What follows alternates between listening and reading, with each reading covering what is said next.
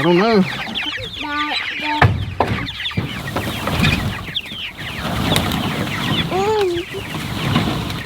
You want to help?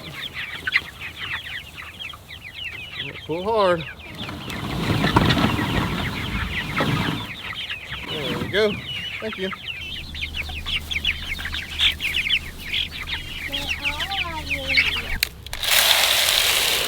Can I do more? What can I do in this one? Because that'll make the chickens not gang up on one of the feeders.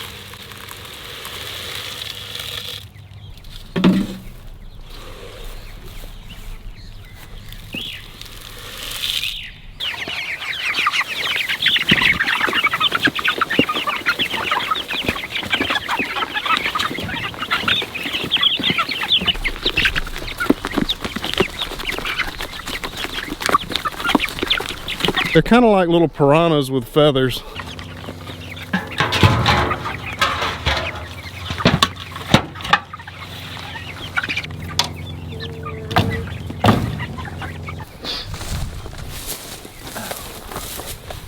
They still in perfect shape. Yeah. And they got air in them.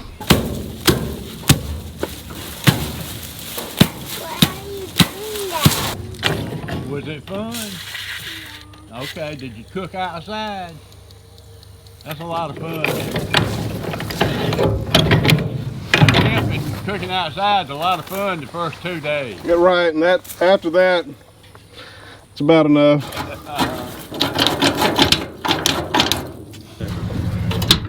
I don't think It's hung on the latch. Wonder if that ball's too small.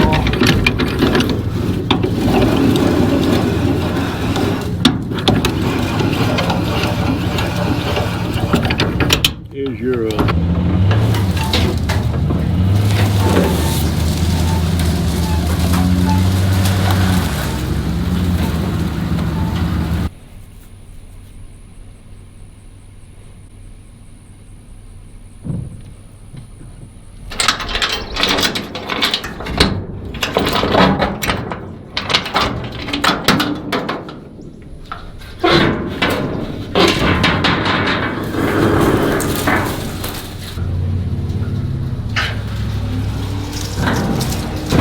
I'm sure most of y'all probably guessed, but that's the cattle trailer there that I just borrowed so that I can take my pigs to the butcher. And it's not going to be too long now. Today's October the 7th.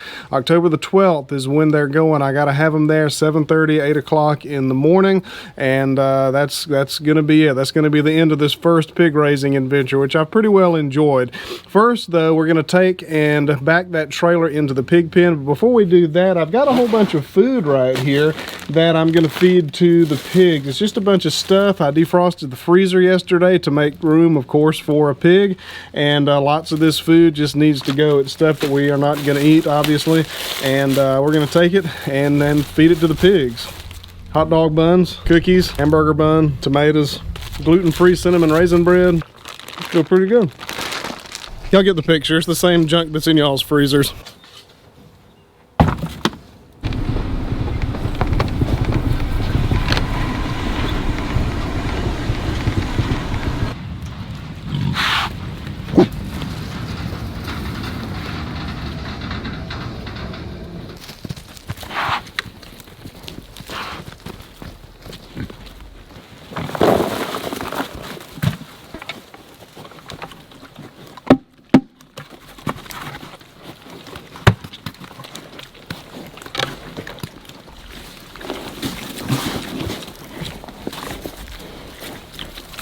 And while they feast on that, I'm going to try to figure out a way to get this trailer into the pen so that I can get the pigs in there.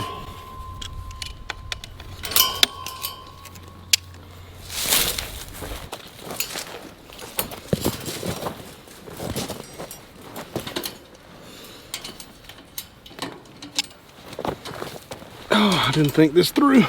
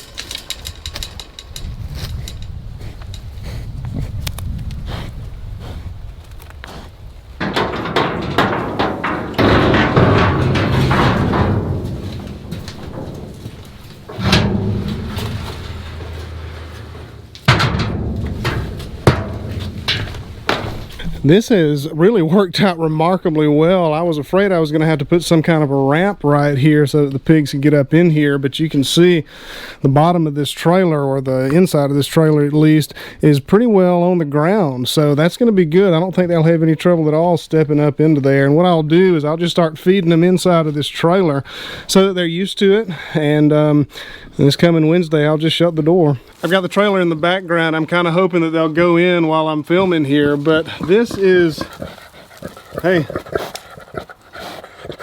coming to eat my pants.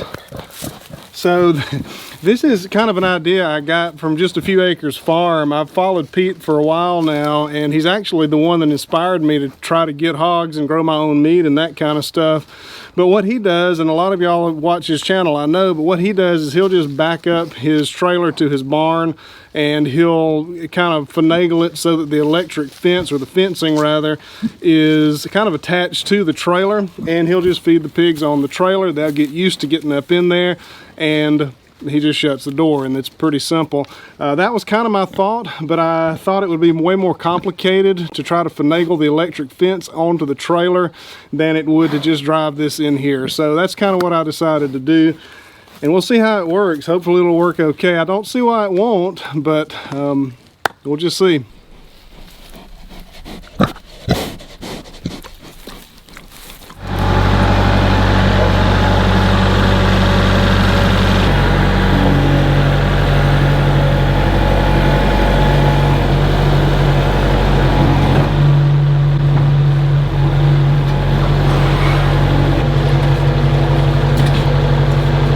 This is an old generator. It's along the lines of maybe 30 years old, maybe just a little bit more. It's a PowerMate. It's got an 8 horsepower Briggs & Stratton engine on it, and it runs. It actually runs really, really good, and I've got a very specific purpose for it. It's going to have basically a dedicated purpose here that I want to show y'all.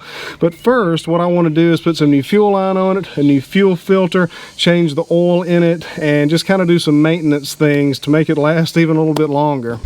First, we'll see if we can get the gas out of the tank. It's not old gas, but I don't really want to reuse it after it's been in this pan.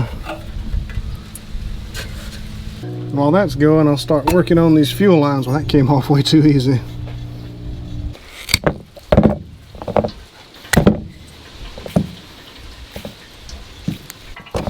I think I'll use these green ones. It kind of matches the rest of the machine. There we go.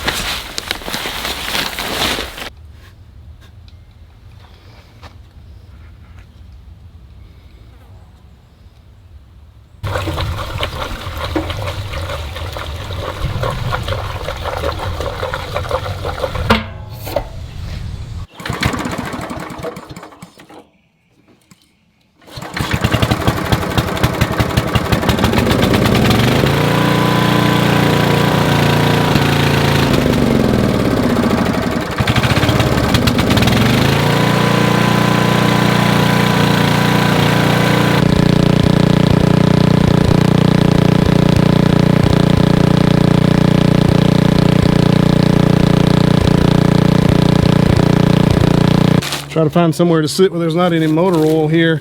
So here's what I want to do. This this generator is going to be running our well in emergency situations. Previously, our well was run off of a 110 submersible pump, and it wasn't a big deal because it was all wired up in there so that it had a plug. You could unplug it, stick it into a generator, and you were good. But we had an issue maybe a year and a half ago. The pump went out. We were scrambling, of course, to find a new submersible pump, and the one that we got was a 220. It had to all be rewired. So now we just can't stick it into any kind of a 110 generator anymore because it doesn't work that way. So what we have here is all of the stuff that we're going to need to convert the pump and this over to a 220 plug so that I can use it with this right here. The old generator that I used to use in case of electricity emergencies where we needed some water was not 220 capable, but this one is. You've got your 110 outlets on the top, 220 on the bottom, and all I needed really was a new plug so that we can wire up the pump as well. So let's go, actually let's test these outlets first to see what kind of power we have.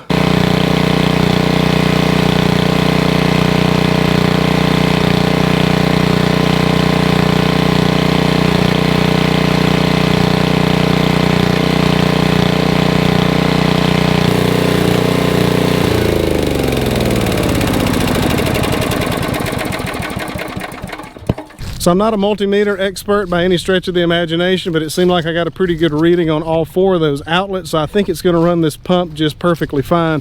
And as you can see, there's really no good way to turn that generator off. So I had to take the spark plug wire off. I inherited that, or got it as a hand-me-down, I guess you could say, from my dad. And he told me that it used to have a contraption on top that you could ground out the spark plug wire with, and that's gone. So I'm just gonna have to figure out some insulated way to do that from here on out. So let's see if we can get this pump wired up, and I think we're gonna be okay.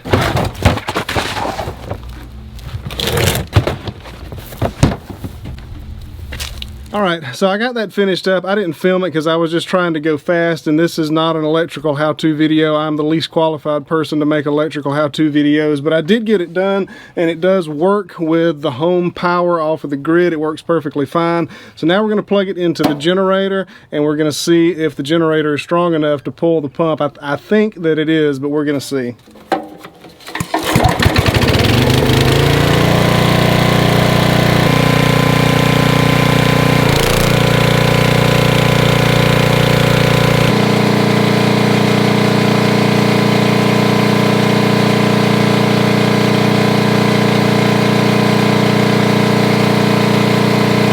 So that's a pretty big deal. It's been a long time since I've had a generator that would run the pump just in case of an emergency, and that was a pretty big risk for my family. We've got a pretty good power grid around here, and it really doesn't go down very often. Even in pretty bad storms, within the last 5 years or so, they've been upgrading it. They put up new poles. It's actually a pretty good system around here, but it does go down sometimes in case of a big storm or a hurricane or something like that, which I guess a hurricane is a big storm. We're gonna have water now, which is a really reassuring thing.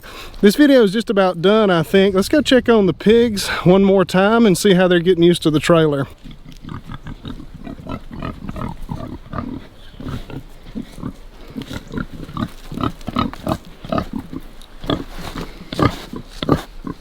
So this is the day after that I put this trailer in this pen, and they've done really well so far. You can see they've been in here, they've been wreaking havoc like they always do, and I've put it back together already. But there's corn up here in the top, or the tongue, I guess, and they've been working on that. So they have been coming in and out. So that's really reassuring. I think hopefully we're gonna have a pretty easy time with them. And they pulled their food bowl out.